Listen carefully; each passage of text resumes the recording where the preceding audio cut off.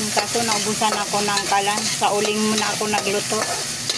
Mamayang hapon pa ako mag-igib ng kalan. Hipon.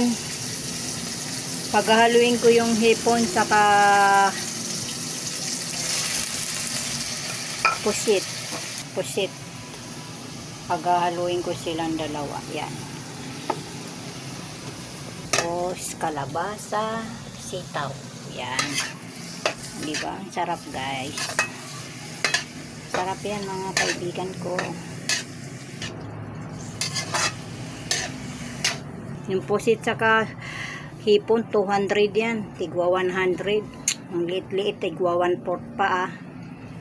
Hindi mo kaya yung 1 kilo kasi yung hipon 1 kilo ata 200. 1/4. Wala pang atang 140 yung binili ko, 100. Pop ng ano.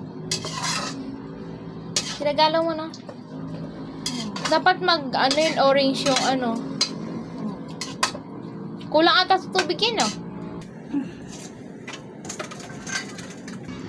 Kaya sa dito nakikita ng mga tao na.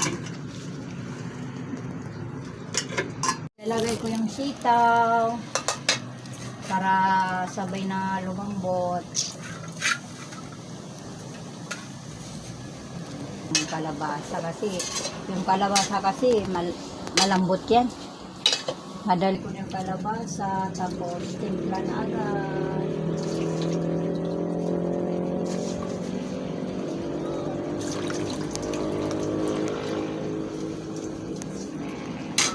Tapos iodize.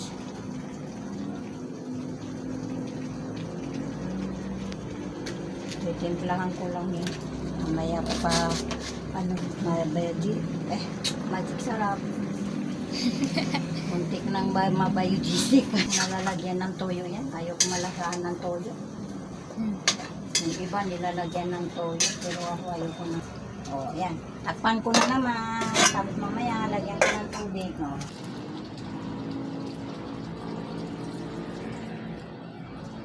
Yan. Sakto na yan.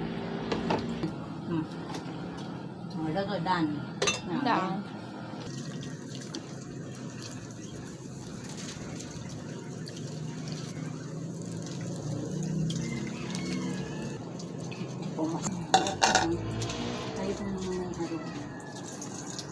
Di ba sa paparian?